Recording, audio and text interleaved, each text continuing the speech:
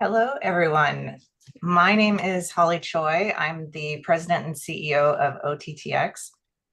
Today's buzz session is really exciting. We have a really cool lineup of panelists for you, and they are all amazing. I got to sit in on their prep session the other day, and I was blown away. So I'm going to go ahead and quickly just introduce all of our panelists and our esteemed moderator. So our panelists today are going to be Paige Sherman, Director of Digital Video Programming at Shout Studios, Teresa Phillips, Chief Executive Officer at SphereX, Laura Martin, Managing Director, Senior Internet and Media Analyst at Needham and Company, Maria Hellstrom, Chief Executive Officer, CodeMill, Jen Chen, Chief Revenue Officer at JWP Connectics. Hopefully I'm saying things correctly.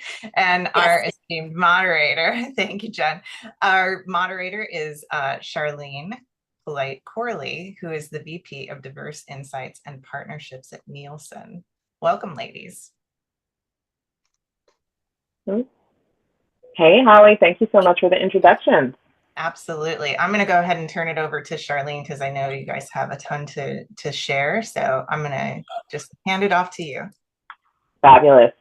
Well, welcome, everyone. Thank you so much for giving us a little bit of your time to just connect about all the things going on in your corner of the world and share a little bit of insight for the audience about your really exciting career path, how your brand of leadership, and some of the lessons learned. So as I said, with so much going on in the world, I think it's really important to continue to foster empathy, but all the different ways that we as women show up. So our first question is a little bit of a fun icebreaker. So if we could go around the room, give us one word or one way that you identify that might surprise some other people. I'm going to go for this one in the order of my boxes on the screen. So I'm going to start with Paige. All right, I'll take it. I feel like it's cliche, but I have to say being a mom is the most important thing to me and focusing on my daughter, but also sharing my love for movies and entertainment. So I've really enjoyed having that blend in sort of this new stage of my life. Fantastic. I'm going to take it over to Laura. Okay, my answer professionally would be provocateur. Love asking the hard questions and shaking it up. And in my personal life, I'm a professional rose grower. I enter roses into competition. Most people don't know that about me. I love that. See, this is why I love this question. I have killed a cactus or two in my day, so kudos to the green thumb. I'm going to go to Teresa. Yeah, I would say maybe what defines me more is that I grew up on a farm in Kansas, so I'm not much into material things or fashion, as most people know.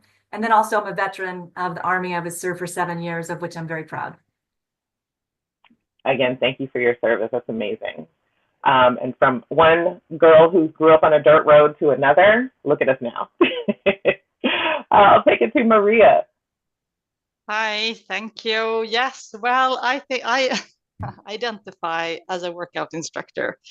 That was what I did while I was a student. And there are a few things that I learned from that. So one thing is to break things down in a way so that everyone can follow. And also the joy that comes when everyone got it and we're working together as a team. Everyone has been to a workout class, in the end, when everyone knows the steps, that woohoo joy that comes with that. So that's one thing that I like and learn and identify with. And the second thing is that when you finish that class and you come out and you think that you're going home and they tell you that the person that's supposed to take the next class is sick, so you have to take this next class as well.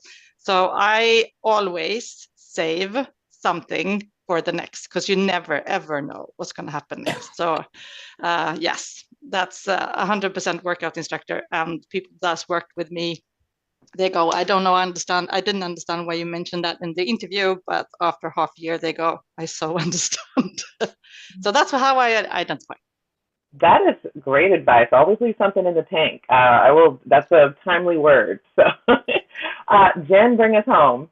All right. I'll close out what Paige started with. I definitely identify as a busy working mom, like 3 kids, and that's I know, right? And they're all under 10 right now, so luckily they are in school right now. Obviously, no background noise, but everyone on my team has definitely met one or more of my children if you're scheduling a call between 4 and 6 p.m.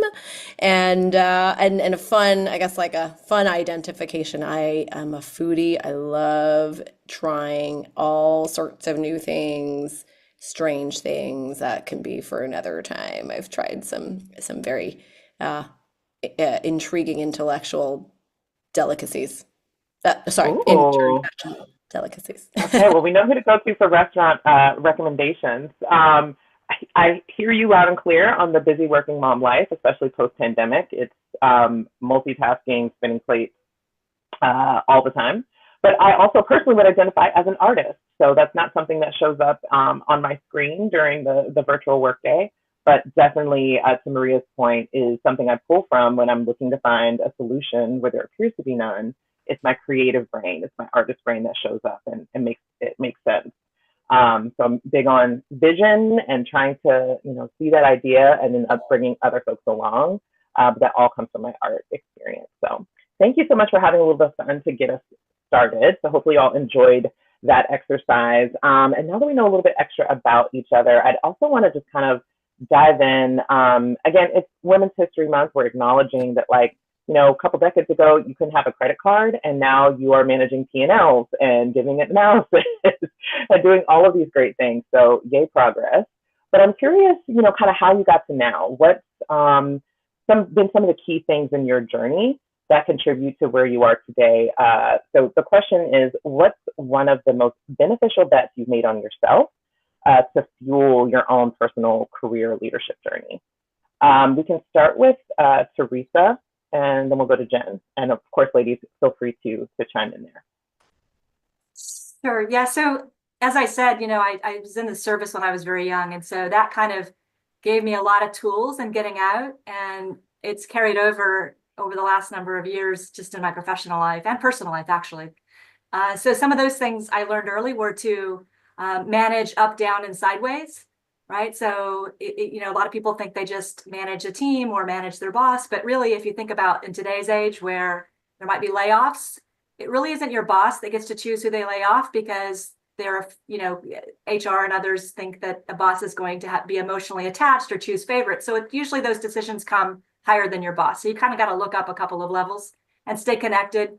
I'd say the second thing as I did was I was always the first person to turn the lights on and the last to turn them off wherever I went. I always made sure that I understood everybody else's role and how mine connected to the bigger part. So that was kind of that systems thinking I learned in the military.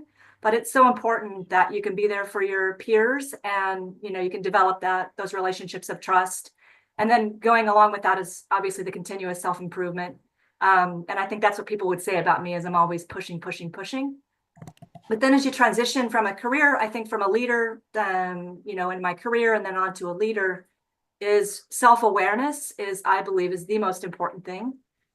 Because, if you think about what leadership is really is, you have these teams that you want them to do what you want them to do, but you want it to be their idea.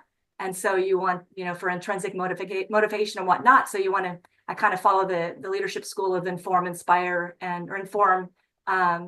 influence and inspire instead of kind of directing people. So you want to make sure you don't project your own vulnerabilities and ego and other things onto your team. So that self-awareness really comes into play. Those are kind of the things. Sage advice. I love your framework for inspiring the leadership, or making it seem like their idea, otherwise known as my personal take as the Jedi mind trick. But that's much more professional way to put it. And manage up, down, and sideways. So timely. Jen, anything you want to throw in there? What's one great bet you made on yourself and influences your journey and where you're at now? Sure. On the spatial phrasing of up, down, and sideways, I'll play on that. Like I think one of the big realizations is that careers are not linear for myself. Like I realized that I used to be programmed to kind of think, it's a step function, like 1, 2, 3, 4, 5, and then you get to the end, right? And maybe the end is whatever, CEO of a company or MD of a bank or entrepreneur, whatever, and just straight up. but it's more of a circuitous path. That's more of like a maze, if I were to be visual about it, or a little bit like a jungle gym is another description as I think about how my kids play in the playground. It's One of my favorites is rock climbing wall. So rock that's been a good perspective changer for me. I like that. I like that. Right. And so I think to kind of drill down, for me personally, I started out in investment banking, and that wasn't for me, but I learned a lot about it. And I think that was a foundational piece of my career that wasn't necessarily linear, but like maybe we go with the rock climbing room. That's like the first layer, right? I need to step on that before I could get anywhere else. And it taught me a lot about myself, of what was good, what I liked, what I didn't like, what I was good at, and what I wasn't good at. And I think self-awareness is sort of point number 2 here, which is how do you quickly get yourself into a career self-awareness state. It's a little different than just saying I'm really good at something. It's, am I in the flow and in the zone when I'm doing that thing, in addition to being good at something?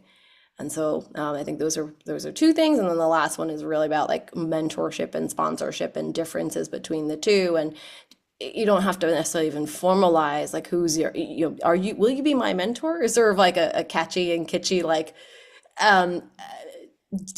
not the right way to think at least that's not the way I thought about it. Like, you don't need to like ask, you don't need to make it a very forced thing. Like, some people may not even know that, in your head they're your mentor, but you just have people that you go to for certain things, and identifying what those things are, and making sure they're behind you on that. And that could be a sponsor, it could be a mentor, and to go about it in a way that's a little bit more fluid has served me better than kind of putting it in an Excel sheet and like managing like a Salesforce. Like, these are my mentors, these are the 5, and every 6 months I check in, and it's like a programmatic thing.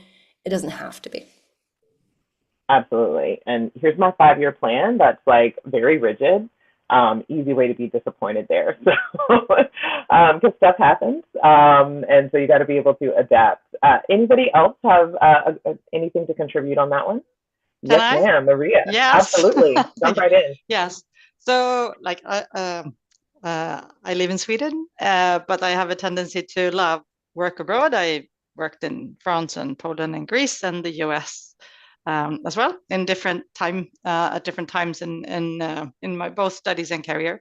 Anyway, so I go away I was working for a consulting company, went away, worked abroad for 2 years, came back, all my sponsors were gone. So I think that's also, and if you go away and you work abroad for 2 years, then you're not on the paycheck, you're not on their minds anymore. So the second time I did that, I did go home for all the summer party and the Christmas party, to just say, hi, this is me. Yep, this is what I look like. This is what I've been up to. So, and just keep those sponsors kind of close, so that they don't leave. Because sponsors are great, but if they're not there anymore, then they're not worth so much. So if you go abroad or you go away and you're still in the same company, to keep those sponsors, kind of keep them warm, was a thing that I realized, at least. Absolutely. That's great advice. And especially for somebody who's built my career, I've been at Nielsen now for 15 years, and I've had 9 different lives during that time. But that's such a great reminder that maintaining and nurturing your network within an organization is important, but also your network outside of an organization as well can be really beneficial. So I want to stay with you, Maria, and that you tell an interesting story again about, hey, everybody who kind of knows me and knows my work and knows how fantastic I am is no longer with the organization. So now I've got something to prove. Talk to us a little bit about a time where you may have had to prove somebody wrong. Yeah.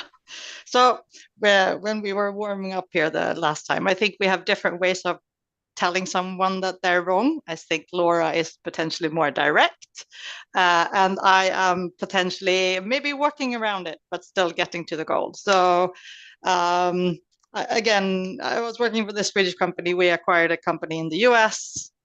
On my to-do list, this thing that is not straight, as you said, Jen, but rather like these are the things that I want to experience. I wanted to go abroad again because I hadn't been abroad since I got my kids. And so we acquired that company, and I spoke to my CEO and said, I think that we might need to send someone to the US, and I think I could be a good person. And he's like, nah, don't think so. No, you don't have the right caliber. You don't know enough sales. And I will just say that I was the person in our management team that met most customers. But anyway, and then after 3 months, we had a reorganization. And then he called me up and said, hey, Maria, I have this great idea.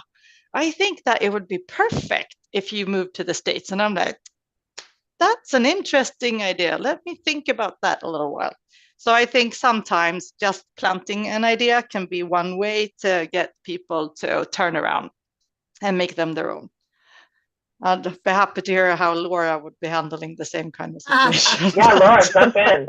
So my day job is proving people wrong. I mean, I think that's how I add value. So I work in the stock market, right? So for example, when we picked up Apple, there were 63 analysts. They were all hardware analysts because Apple sells devices, which is called hardware.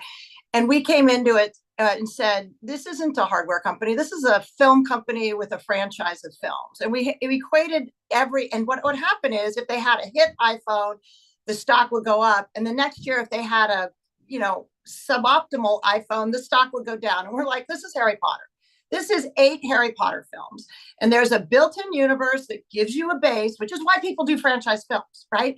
They give you a base. They're coming no matter what, no matter how bad the film is bad, like you're a certain number, and you still have the upside. If you have a really great iPhone or a Harry Potter, like Harry Potter 3, you still get all the upside, but it's really safe because there's this downside of people who are never, ever going to give up their iPhone. They're not going back to Android, which is the only other choice. And that caught on, and I think we doubled the stock of Apple. Like people started to understand that this was an annuity stream. So that was one. Roku, we took public. There were 6 of us. Everybody, what happened is we priced it at the deal was priced when Roku came public at like $20. The stock opened at 60. So of course they all put holds and sells on it because we'd all priced it at 20 and now it's traded 60. I'm like, hard no. Sorry, our bad. We were wrong. It wasn't worth 20. It's worth 100. We put $100 price tag on and it was 60 and we priced it at 20, 30 days before. So we had to build this case basically by saying our bad. We got it wrong. Here's what the market is seeing that we didn't see. And you do it in print and you do it on a national level. So sometimes you get these calls wrong in my world. The one thing I would say, so I'm a mother of 3 and a wife, do not identify as either a mom or a husband or a wife, but I will tell you, I wanted to take a really cool job in Paris and I had 3 kids at home and a husband that worked full time. And I really wanted to take this job in Paris. I live in LA, by the way, sorry, in case that wasn't clear. And I didn't want to move my family. I just wanted to go take a gig in Paris for Vivendi, which was a huge French company, 6% of the French index at the time or something. Anyway, I had the CEO and I'm like, how do I get this done? How do I go to France and leave my husband home with 3 kids? And hired a nanny. That was mission critical. I got the CEO. You need a team. I got the CEO. No, that's not my message here.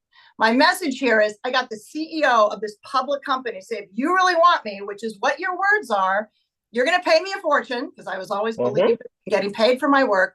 And you got to call my husband. And he's the critical path. He is the gatekeeper. If he says no, I'm not coming. Because if I have to choose between you and him, I'm choosing him because I got these 3 kids. And they were all under 7, right? So it is up to you, CEO, to do this. And by the way, that is a skill set CEOs, if they're a decent CEO, are good at doing. So I handed the man to the man. And like my husband wasn't getting off that call until he said, I love this idea. Send my wife to Paris. What a great call. So part of your career is figuring out how you get to yes in your career path, because that was the best gig I ever had. And part of my negotiation was every summer they would come and live in Paris with me. The French love their language. So they would send us a cook because they thought we were eating inappropriately. They put everybody in language 3 hours a day because they love their language. My family to this day thinks this is the best experience we ever had as a family, going and living in Paris, which they all paid for. I mean, the firm paid for. So I'm saying there's upside here, but it's up to you to figure out a way to get to yes, even if you can't do it yourself, I think. Yeah, there's what a great story. There's a couple of things that jumped out from what you said before I go to Paige and see anything to add here. But one, you talked about, hey, I actually got this wrong. So here's my steps to correct course, but it has no impact on my credibility. So sometimes I think, one of the biggest lessons I've learned is like, duh, we're human, we're going to mess up. But how you handle that and maintain credibility is also a really learned skill. Like, you can't commiserate. You've got to figure out the path forward and move on. Obviously, you've corrected course and stayed it. And those things matter as much as the successes, I think, sometimes. So that's a little mini lesson in there. But also the big takeaway is, kind of moving without fear. If there's something you want to go for, especially in this part of life, figure out, like you said, what is the path to yes? What do I need to make this happen? I need a staff and I need you to pay for the staff. I need that team to go and be successful, because there's nobody better at this gig than me. You just got to support me to go be great at the gig. Fantastic. Paige, anything to add there? Well, I can't say I've been offered a job in Paris, though I did take French for a few years. So maybe I could find my way to a bathroom or a treat or something. You haven't been offered a job in Paris yet. Right, manifestation. But the thing, Laura, I think that stood out to me was just the idea of advocating yourself regardless of the situation you're in and what is that best path for you. And I think for me, one of the things that I can do even on a smaller level is just believing in my ideas and believing in my feedback. No matter who it's coming from, it doesn't matter how high or where you are in the company. But if I really believe in something, I'll say, no, well, I think this would be better, or, but having the confidence to do that. And sometimes you'll lose that argument, and also understanding maybe which hills you should die on and which ones you should kind of let go. But to that point too, I am a big fan of stupid questions. You always say there's no stupid questions. I love to ask questions because I just think it's the easiest thing to do, is to provide some sort of insight, some mentorship, some guidance. And I think if you're not willing to answer silly questions, I think that says a lot about, your abilities as a mentor or a coach or whatever. So I think really advocating for yourself is key, really believing in your feedback, knowing that it is valuable, even if you are the only woman in the room, which does happen to me often, but I can feel confident in there and sort of dig my heels into my opinions and at least make them known and feel confident in that aspect. Yeah, so true. I think especially in today's day and age too, I'm more resigned to use my voice even if it shakes. As someone once said, that I need to say my piece and you're going to hear me and hear me well. You might still choose a different course, but I have to get this out to support my idea and my path forward. So great advice. I'm going to bounce back to Laura, because we're talking about a couple different parts of the business and different cultures, styles, skill sets needed to be successful. And so in our pre-meeting, Laura, you talked about what women often get wrong in your field. So I want to actually dive into that to see how, what are your thoughts about how some of this conditioning that, we can't speak up, or being the only, or being a mom, or whatever, are all these limitations? What are some of the things that folks get wrong, women in particular get wrong, in your corner of the industry? So my opinion is what women get wrong is they don't think enough about the fact that in order to get promoted, I'm ambitious. So if you're not ambitious, you don't need to take this comment. But if you're ambitious and you want to have more impact, get paid more, and get promoted, then what I think women most often get wrong is every one of the decisions to move you up the rank is made when you're not in the room. And people don't think enough about the fact what's being said in the room that I'm not in. And so I'm in a business that gets bonused every single year. And your bonus can be 3, 4, 5 times your salary. So there were high stakes in what was getting said in that room of 100% men, and there's 12 to 20 of them.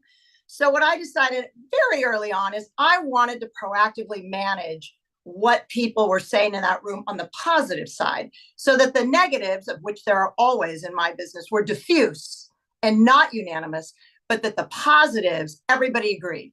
So in investment banking, where I started and stayed, which was 90% men, just like my current field, I wanted to be hardworking because I lined up my skills and I lined up their priorities and what they pay for.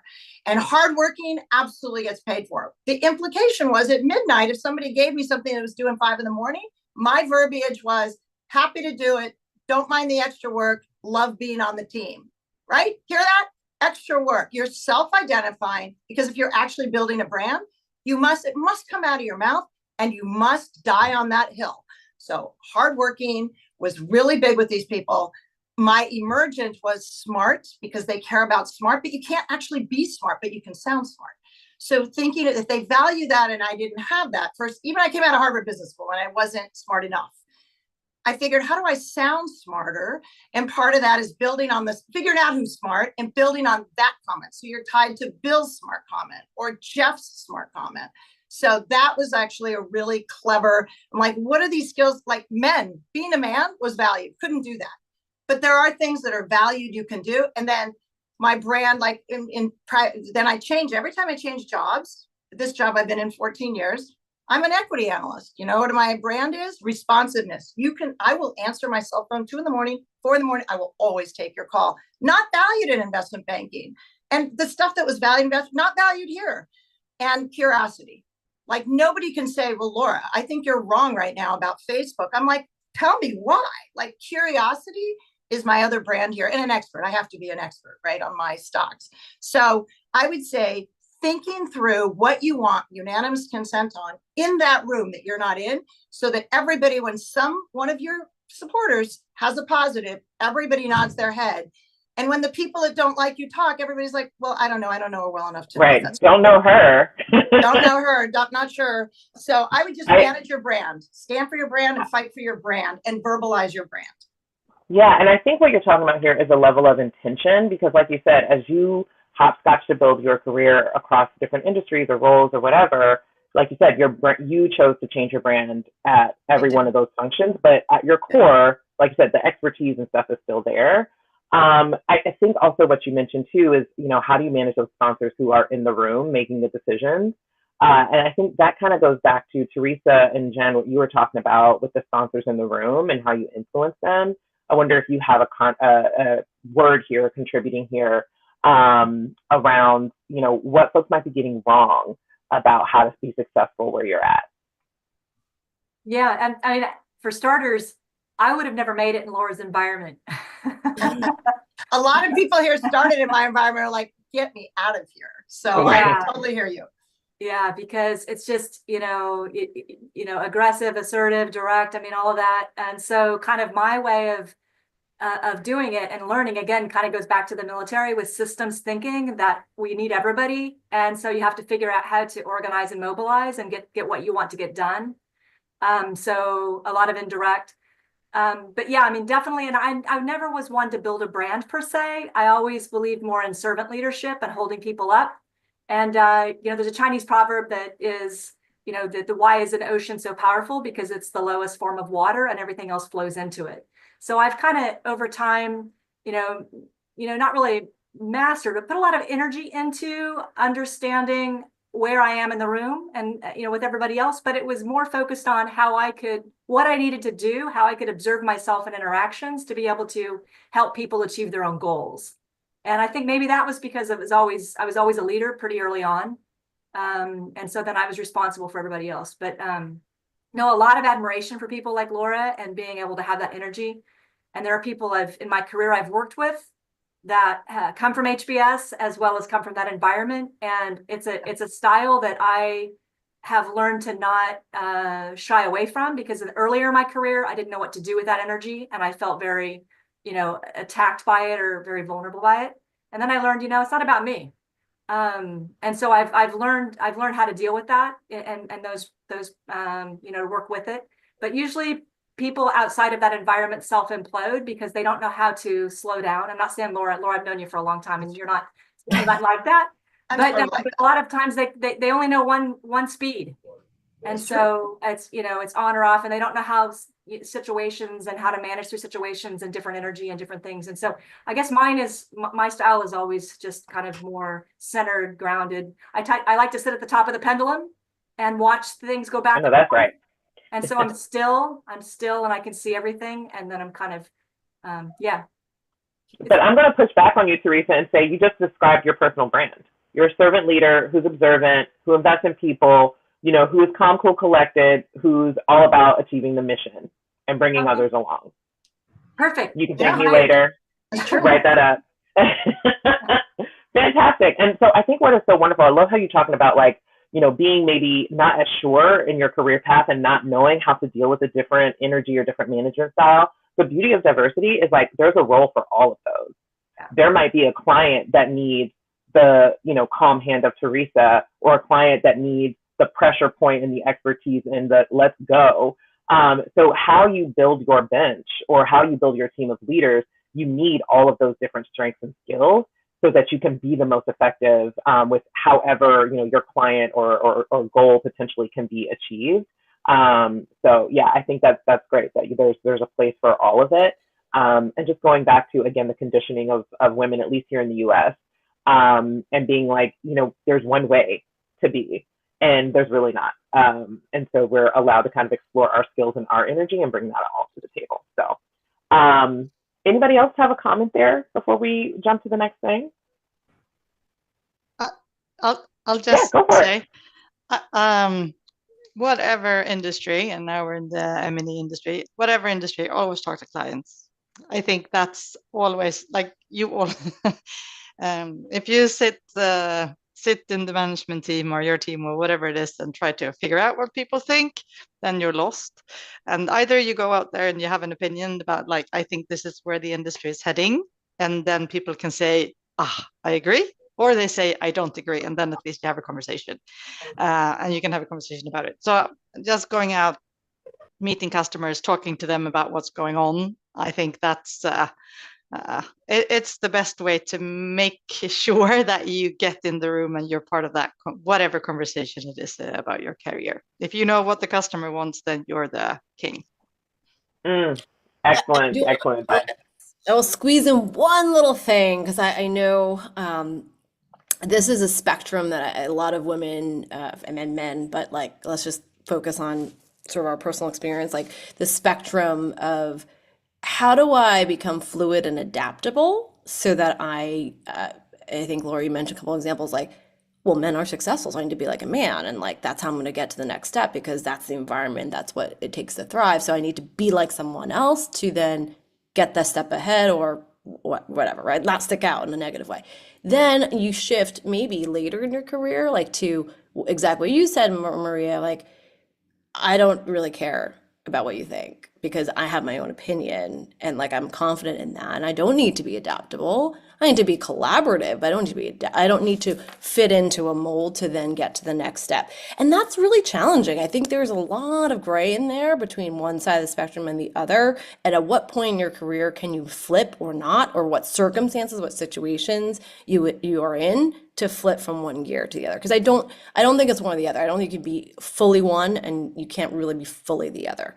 So it's just like a framework or just kind of a thing to think about, like it when you're in the room or when you're in an environment, where are you on the spectrum? How, like, just kind of acknowledging that and maybe even sounding board around you.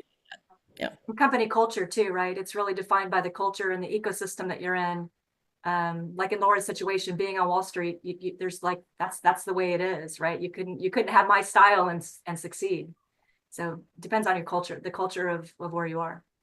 Yeah, and let's stay there for a minute, because I think, especially as we think through our career journeys and some of the different changes, you know, folks have made, how did you find the right environment for your style to thrive?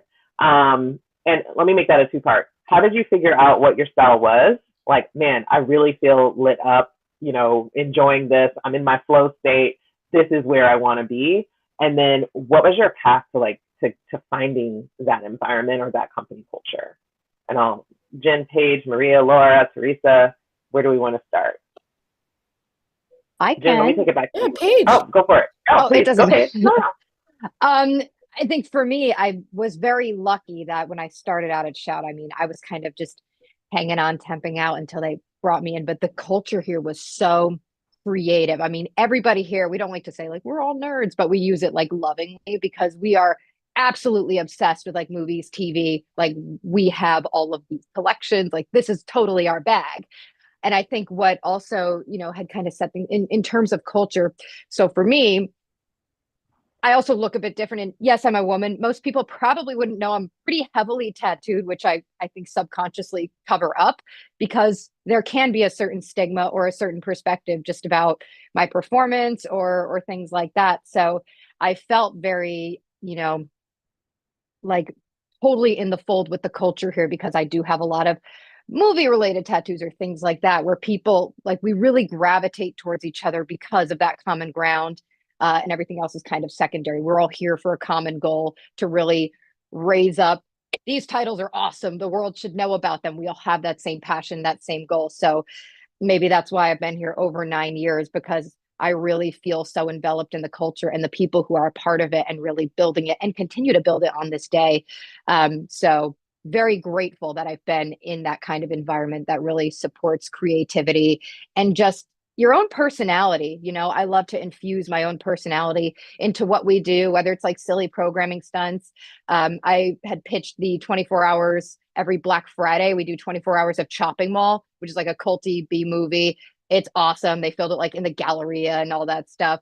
And it like wound up doing really well. It just connected with the right people. So that was a perfect example of here was something I just thought was really cool from my personal bin of tricks, and it worked, which isn't necessarily for everything. But again, having that culture, the people who said, I think that's a really cool idea. Let's try it.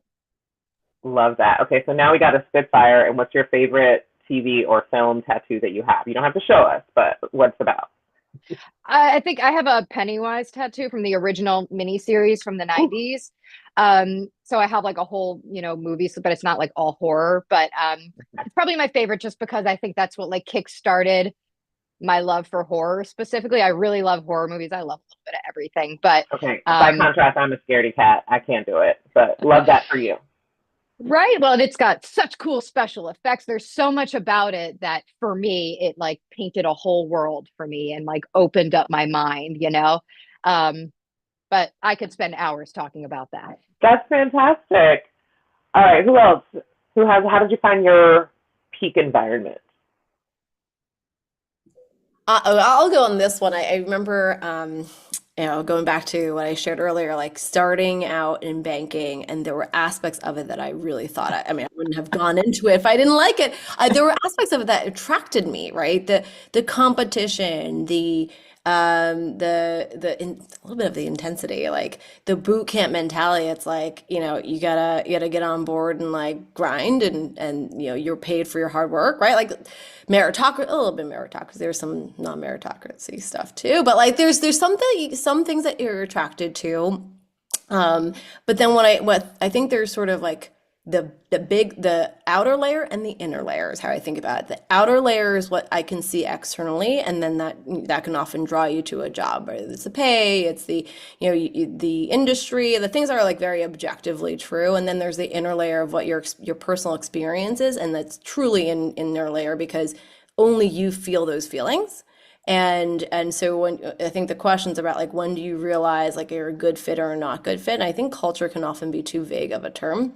I think it's actually like your personal experiences in a reaction to the culture, or it's things that you just learn about yourself as you grow and develop. Actually, for me, it was a perfect environment for a few years of my career because going back to that foundational layer, like I really felt insecure about my quant capabilities, my analytical capabilities, and I wanted to throw myself into the fire and like just deal with it, right? And then you realize, okay, I think like I calibrated where I was. I liked some aspects of it, and then I think you pay attention to the internal like there's something still missing, like whatever that is that in your own body or in your mind that kind of like gnaws at you. I track that feeling over time. So I'm getting really concrete here. I track that like the scratching and the itch and there's something that's gnawing in the back of my head over time because you don't want to make an immediate impulsive choice as well. Like you had a bad day, you had a bad night of sleep. Oh, I'm going to quit my job the next day, right? Like that's a no-no. Rage quitting, right? That whole thing. So then you try to be methodical and track it over time. And I started actually a little bit of a calendar where it's like a good day, a bad day, or like, and I read this in how do you measure your life, or like product, one of those books, I'll send it later. It's like, designing your life, which is like a Stanford product professor's like way of codifying, like how do you How do you quantify and codify your life and like the meaning of it? So anyway, you track it, and then I think you start really getting more concrete once you start with like 2 variables, and then it's like, okay, good or bad. What made it good? Okay, bad. What made it bad? And then eventually, I think you start to realize over time, that's the key, over time, whether or not you're feeling more good or more bad. And then you can progress into the next step of like, okay, what was it about the culture? What was it about my experience? Was it the culture of this bank, or was it the experience of this project? Was it the industry? Blah, blah, blah, blah, right? And then you kind of go through an excavation. That's where oftentimes external people can be helpful. The sounding board, the mentors, the sponsors, the friends, the family, because sometimes it's really hard, at least for me, to identify beyond, I don't know, second order of like what's good or what's bad.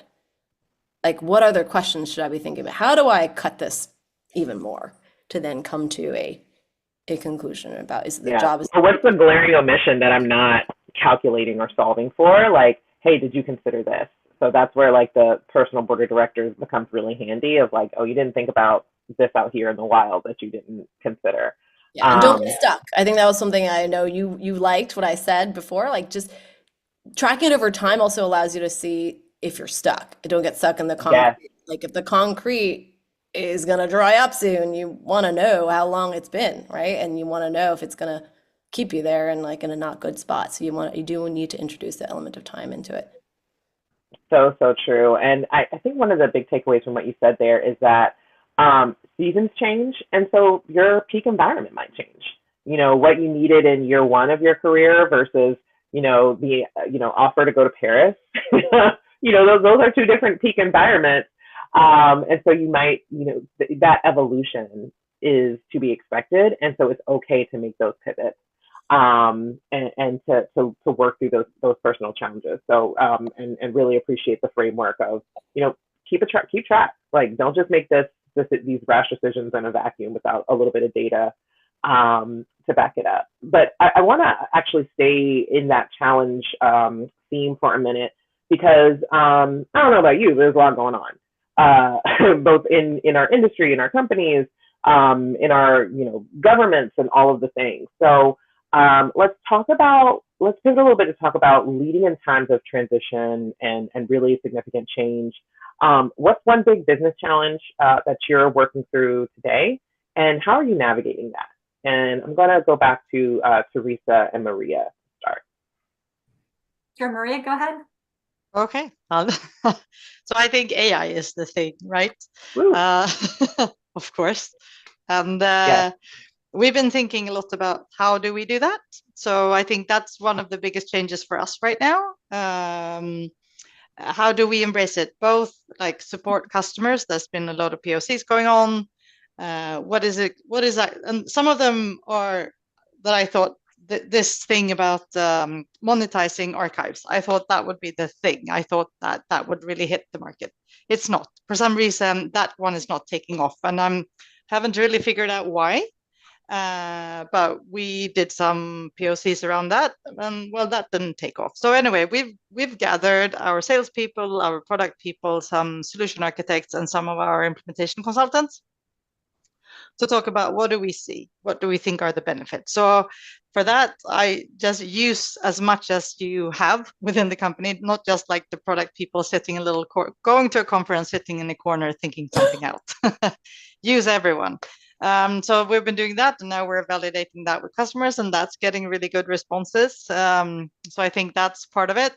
We're meeting other partners in the industry and talking about how can we integrate, and also trying to figure out what's our sweet spot. So like we will not develop something ourselves, but we will help show. And also we've said that we will try to find somewhere in the middle, like getting the input from the AI and then making it easy to make the decision for a user, for instance, that kind of stuff. So those have been for us, this is the thing. And then you're questioning, are we ahead of schedule? Are you behind schedule? Because when there are new trends, you need to be on schedule. Because if you're too fast, you're going to burn a lot of money and not get anything back. If you're behind schedule, someone is going to take your business. What's the right moment? When do you act? So that's part of sensing that. So we've been kind of waiting to see where it's going, made a few bets, but right now we're looking at like 3 different bets. We'll move forward with MVPs in those 3 areas and then check that out with customers and see who's willing to go with us on this. Yeah, I'm so glad you said that, because my Spitfire question for you was then, do you think your clients feel ready, especially when it comes to like trusting an AI solution? But so I think so there. So sorry, I was. There's also 2 things to that. It's also for us to start to use it in our daily work. Right. So where I sometimes I feel like teachers are way ahead. They use it for all their planning, but it's also Absolutely. the development, like the maturity of AI right now. It's more mature in certain areas, but from a management perspective, I think it's more mature than actually helping our industry. It's getting there, right? It's definitely things are coming up, but and it's also going to change just the way that we work. Instead of trying to analyze and find the answer, it's just get the right information in to ask the right question, and then that will come up. So anyway, Absolutely. but I think that's a great bridge over to Teresa. Yeah, I know we're kind of in the same business there in some senses. So yeah, so AI is all the rage, and you know, what's great about leading a company is that I can be out ahead. I can do it myself with AI. I would encourage everybody to learn. It's accessible to everybody. And so, you know, so the 2 things that we're doing, really interesting. Our company has a lot of IP around culture, around regulation, policy. And I've always thought about how do we capture that? How do we extend it? How do we enable others to benefit from it? And so now we can with AI, with avatars and things. And so I've been doing a lot of experimentation on my own. I do a lot of advanced prompting. I pushed the company to do all kinds of things. So I'm the crazy one that comes back on the weekends and says, hey, I did this prototype. You know, now I've got MCP servers up, and how are we going to do this? And, you know, so it's nice to be able to create and to be able to lead in that way. As far as like a leadership thing, though, outside of the company, is that I spend a lot of time thinking about how AI is going to transform workforces, and it goes back to the systems. And the beautiful thing about it is that if you think about workforce management and workforce planning, you know, we organize competencies and teams around, well, we organize people and teams around competency and workflow, right? And so you wouldn't have one human doing, say, legal and doing creation in our business per se, right? Because they don't have that, they don't have different competencies, you know, where we have different, you know, areas of study and expertise. And similarly, you wouldn't have a human do something at the beginning of a process or workflow, and then, you know, like creation or production, and then do something at the very end of the process, like discovery, right? But the beautiful thing about agents and AI agents is I can reimagine, you know, in a perfect world, how I want to insert these agents to make things more, you know, make people more productive, for augmentation, more efficient, more scalable, more, all those things. And so like our first agent, for instance, is going to be doing, it does 2 different functions or roles that are very different part of the media supply chain. And so that's super, super exciting. It's a big challenge, a lot of creative opportunities for me and the team to do that. So super exciting time to be working in AI and working in media.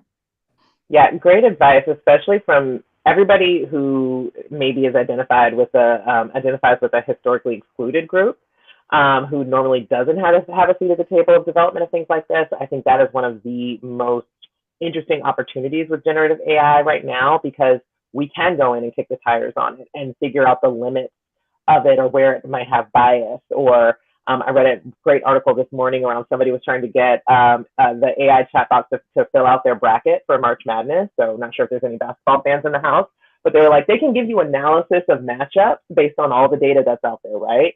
But what the agent was returning was like these like non-probable matchups, like they're in different divisions, they can't compete in the first round, like all this crazy stuff.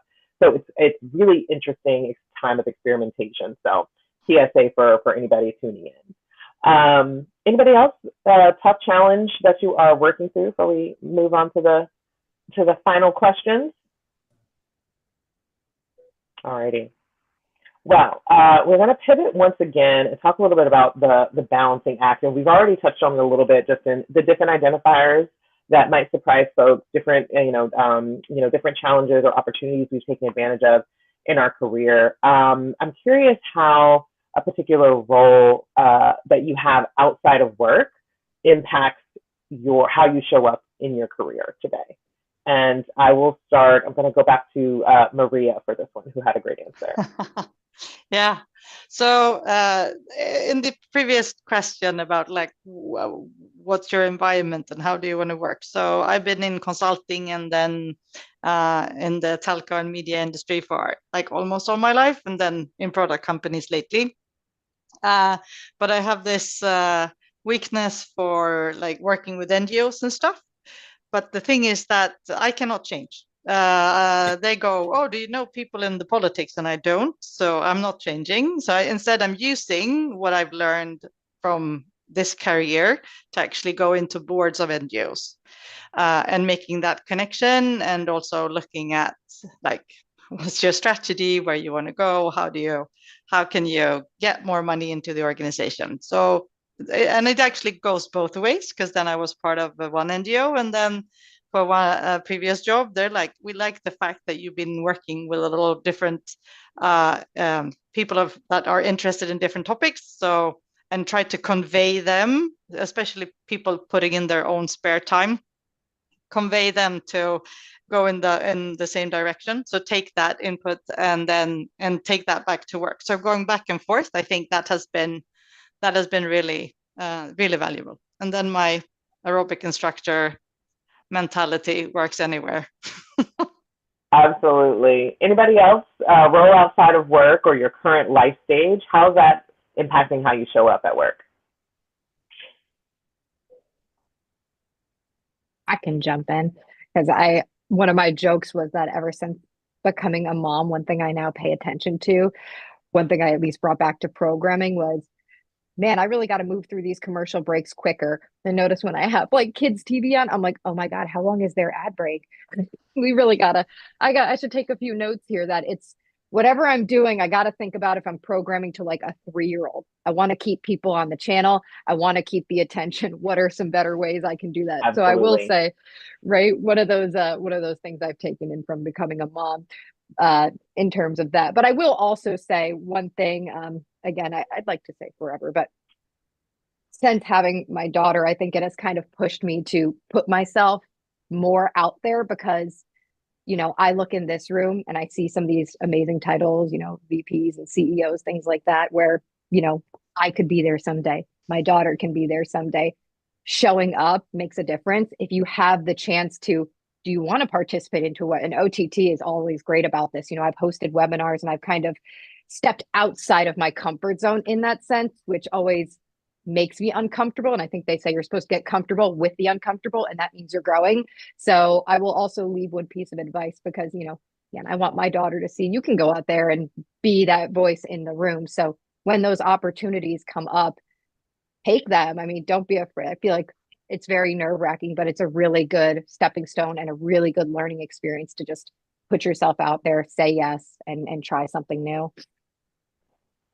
Fantastic. I think that's a great segue for us to kind of wrap it up with one sentence about what you want your legacy of your career to be. What do you want folks to remember about what you contributed, how you showed up, what you achieved? I'm going to start in the reverse order and go back to Jen. Wow. Okay. I had a response, but I kind of want to change it a little bit, actually. So I think that depends on the audience a little bit. I think I want my kids to know that I've always put them first, and like that would be my legacy, right? Like that you can juggle, and like that a career and them can coexist, but ultimately, like my legacy to them is that I'm committed to them first. Then I would say at work, I also want that to be authentic, where I think people know where I stand with it, and I also want their experience to be like all of my energy and passion, and they know where I stand and I know where they stand. And so it's just kind of like an authentic leadership style of driving impact, but in a way maybe that is a little bit different, and that's okay. Great. Thank you, Jen. Maria? I've been promoting a few ladies in my career, and they are now, and they been staying in the same company, and they are now leading it. I think I'd like to promote some more people that others might not have been thinking of into and making sure that they actually reach their highest potential. I think that would be cool. And then also be successful in like the companies that I work for, that we are successful. I think I like that idea. Fantastic. And then, Oh. yeah, I would say that. No, but as Jen said, of course I want my kids to be good, but I'd like them to be happy. So I hope they will be. They don't want to have the same job as I have, and I love my job. So anyway, they should just be happy with whatever they choose. Absolutely. Thank you, Maria. Teresa? Yeah, and for my kids too, you know, it's that know that I showed up, and the things that I teach them, to show up, to apply your God-given talents in service of others, to make the world a better place, right? We all have talents and gifts, and use those, you know, and aspire to greatness, push yourself, and things like that. And then also just life isn't black and white. There's a lot of gray, somebody else had said earlier, but we do have core values. And so I believe, I'm a principled person. I believe that there's something higher than principle too, though. But I believe people would say about me is that wherever I show up, I'm the same, right? I act with authenticity and integrity, and those values are very important to me. And so I try to, you know, always align with those. And then I think professionally, that's personal and professional, but I had a mentor one time who told me that, you know, good leaders seek to attract followers, but great leaders seek to create new leaders. And along Maria's lines, when I look back at my career, I want to you know, just smile upon the fact that I've played a hand in some small way with helping people achieve their own greatness and be where they, you know, what they want to do. So, thank you, Teresa. Laura? So professionally, you know, 3 of us that cover Apple are women. So I never had a woman above me coming up in Wall Street in any job. So I really want women down below, where they're hiring at the 30% women or 20%, to look up and see managing directors are women. To Jen's point, you don't have to be as tough as me. Maybe they have a little more, but beware of compassion and empathy, because you will get walked on. Like that's, but okay. I just want them to see that. And I want to take the other side of this. I'm a mom. For, you know, that my messaging is not, I am there for you first. That is not my messaging to my kids. My messaging to my kids is, I have the right to live the life I want to live, to have impact. You guys should have impact in the way you want. And I've raised 2 lawyers, one of which is a HLS now, which is Harvard Law School, and the other one's at BCG. And do not apologize to anyone, not your spouse, not your parents, not your kids, about what you want to do and how you want to impact the world. So I do think that too many men go through life thinking it's all about me, and not enough women go through life thinking it's all about me. So my kids, I want them to be impactful but I don't, if they don't want to be happy, I'm not fussed with that. And if they don't want to do something because I want them to do it, I'm not fussed with that either. They should live the life that they want to live in 360 degrees. Thank you, Laura. And Paige, any last words? I feel like you left us with a great legacy. I mean, it's probably a lot of what a lot of the folks here have already said. You know, paying it forward is super important to me. I had some really great mentors and coaches, and I think most of us can probably remember a scenario when we didn't, and what kind of experience we don't want, or what we don't want to emulate for others. So it's really important for me. I want people to know that I will go to bat for them if it warrants it. You know, I'm a reliable team member. I can be trusted, whether it's up, down, sideways, right? That we're all in this together. And I want to be part of that system where everybody, with the rising tide lifts all boats. I love to say that, but we're all in it together. We're all working together. And we're here to support each other. Awesome. Thank you, Paige. With that, I think we are at time, so I'm going to turn it back over to Holly to close us out. Thank you, ladies. This was incredible for me. I know I took so many notes while I was listening to you all, and the diversity of thought here, just I truly enjoyed this panel. Thank you for spending the time with us. So we do have a really busy schedule here at Ott.X over the next couple of months, and you are all, everybody who's listening is welcome to join us in some of these. Our next upcoming event is going to be held at the Fandango offices in LA. Our discussions there are about AI, and this is not AI in content creation, it's AI in how you run your business. So a lot of the things that you guys talked about here. The next is advertising in fast CTV, streaming, so on, so on. And then we have a separate room that is metadata, SCSI, and EPG. So that one is more of a standards conversation. So if you're really interested in any of those, please do go to our website and get your tickets to these events. This one is a free event. You don't have to be an OTTX member. You just have to come with some kind of input that you want to join the discussion. So again, that's going to be on March 28th at the Fandango offices, and the details are on the OTTX.org website.